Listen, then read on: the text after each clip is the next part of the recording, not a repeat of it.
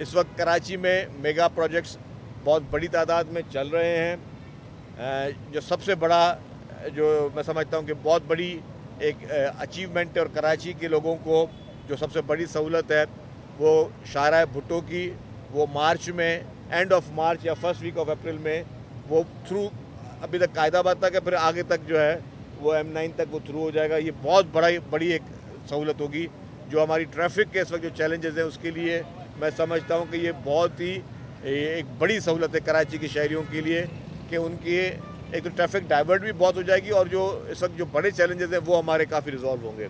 इसी तरीके से काफ़ी अंडर पासेस पे काम चल रहा है। हुकूमत सिंध जो है वो KMC के ज़रिए भी रोड बनवा रही है और हुकूमत सिंध FW के ज़रिए भी रोड बनवा रही है, ताकि हम चाह रहे हैं कि जो भी अंदरूनी सड़कें उनको भी ठीक किया जाए। तो इस वक्त मैसिव तौर पर कराची की डेवलपमेंट हो रही है और बड़े पैमाने पर जो है वो जो इंतज़ामिया है वो काम करिए। लोकल गवर्नमेंट डिपार्टमेंट हुकूमत सिंध का वो दिन रात लगा हुआ है। मेयर कराची पर्सनली जो है वो दिन रात एक प्रोजेक्ट को विज़िट कर रहे हैं, एक प्रोजेक्ट को सुपरवाइज़ कर रहे हैं। तो पूरी इस वक्त इंतज़ामिया हुकूमत सिंध की वो हर डेवलपमेंट के तमाम प्रोजेक्ट को फोकस करके बैठी हुई है और हमें अंदाज़ा है कि चैलेंजेस हैं कराची में और उसको हल करने के लिए ही वाहिद हल जो है वो मेहनत है, वो सब मेहनत करें, चाहे वो हेल्थ सेक्टर हो, चाहे वो ट्रांसपोर्ट सेक्टर हो, चाहे वो KMC हो, चाहे वो आपके बाकी इदारे हों, वाटर बोर्ड, तमाम इदारे कराची को बेहतर सहूलियात देने के लिए और वहाँ के सिविक इशूज़ को बेहतर बनाने के लिए दिन रात कोशिश कर रहे हैं। कुछ लोग कोशिश करते हैं कि जी मायूसी फैलाई जाए, कुछ लोग कोशिश करते हैं कि इस पर भी पॉलिटिक्स किया जाए और इन चीज़ों को एक्सप्लॉइट किया जाए। ये हमारी जिम्मेदारी है हुकूमत की, ठीक है। कहीं कमी कोताहियाँ हमसे ज़रूर हुई होंगी, उसको हम डिनाई नहीं करें, लेकिन नीयत बिल्कुल ठीक है और जो टारगेट है वो हुकूमत सिंध का यही है कि हर हाल में हम इन प्रोजेक्ट्स को कंप्लीट करें ताकि लोगों की ज़िंदगी को हम आसान बना सकें। और यही पीपल्स पार्टी की सिंध हुकूमत है जो हर हाल में इन प्रोजेक्ट्स को कंप्लीट करेगी ताकि लोग खुद देख सकें कि जी हमें किस तरीके से वो हमें सहूलियात वो मुयसर हो रही हैं। तो इसी मद में और भी कुछ सिंध भर के दूसरे ज़िला में भी डेवलपमेंट काम बहुत तेज़ी से चल रहा है और हुकूमत ये कोशिश कर रही है कि हम जो डेवलपमेंट में है वो जो सारे चैलेंजेस को वो दूर करें। लोगों को आपने इस तरह के प्रोजेक्ट्स देने जिससे वो फ्यूचर में भी जो है वो आसानी से अपनी जहाँ पे उन्होंने सफ़र करना है उन सफ़री सहूलियात को बेहतर कर सकें।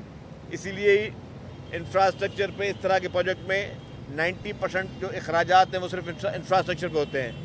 जो रोलिंग स्टॉक है बसेस उस पर अखराजात कम होते हैं। उन सारे चैलेंजेस के बाद इस प्रोजेक्ट को जो है वो कंटिन्यू किया गया और अब लोग देख भी रहे हैं, लोग अप्रिशिएट भी कर रहे हैं कि हाँ ये वाकई काम हो रहा है। तो हुकूमत सिंध जो है वो इस पूरे प्रोजेक्ट्स को जो है वो खुद सुपरवाइज़ कर रही है और आप देख रहे हैं। और अभी भी मैंने जिस सेक्टर पर आप खड़े हैं, ईद से पहले मैंने उनको कहा है, ईद से पहले जो साइड वाली सड़कें हैं जहाँ पर लोगों को सब दुश्वारी हो रही है उनको कंप्लीट कर लिया जाए।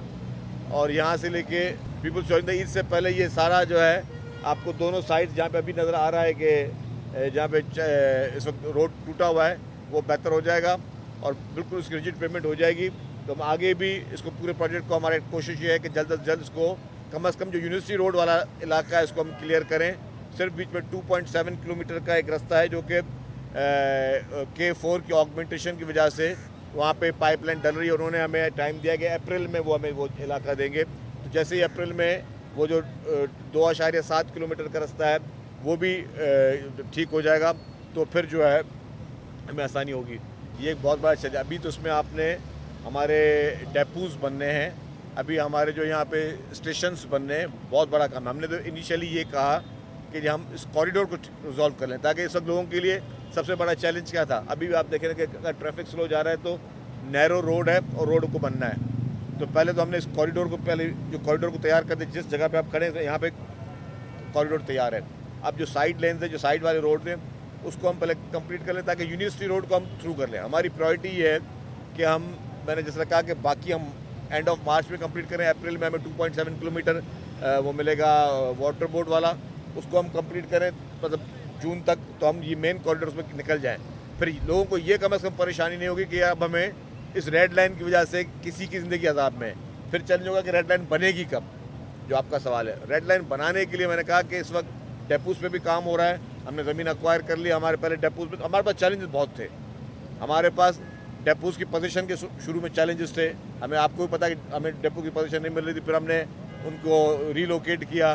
फिर हमारे पास बीच में सिविल एविएशन के चैलेंजेस थे, फिर हमारे पास यूटिलिटीज़ के चैलेंजेस थे। वो जो चैलेंज चलते रहे, तब आपके जो सबसे बड़ा चैलेंज था वो इन्फ्लेशन का चैलेंज था। और इन्फ्लेशन किसी एक प्रोजेक्ट पे नहीं आई है, पाकिस्तान के हर प्रोजेक्ट पे वो इन्फ्लेशन जितनी आई है उतनी ही आई है।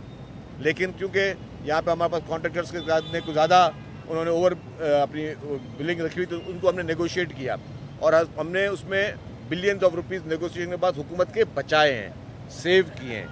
तो क्योंकि हम या तो एक था कि हम किसी की ब्लैकमेलिंग में आके आंख बंद करके उनके बिल्स अप्रूव कर देते, जो सबसे आसान तरीका था। दूसरा था कि नहीं, हम एक एक चीज़ को चेक करें और फिर उसे चेक करने के बाद चीज़ें आर्बिट्रेशन तक भी गई।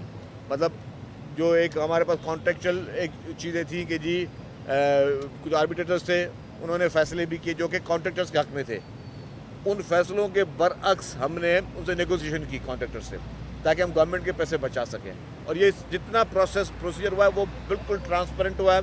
उसमें हम कहते हैं दुनिया के जिस इदारे ने भी आके वो देखना है उसको हम जाके दिखाने के लिए तैयार है। तो ये सारी चीज़ें करने के बाद अब हमने उस प्रोजेक्ट को भी चलाना था, तो उसको चला रहे हैं। तो अभी पहले ये यूनिवर्सिटी रोड और ये आपका जितना भी जिना एवेन्यू, ये सारा क्लियर आपका हो जाएगा 2-3 महीने में। उसके बाद BRT में मज़ीद टाइम लगेगा, हो सकता है उसमें मज़ीद 1-1.5 साल लग सकता है। CNG रिक्शाज कोर्ट के कहने पे चल रही है। स्टेशन की आपने बात की, रीडिज़ाइनिंग हुई है, नए सर उसके नंबर्स आएंगे।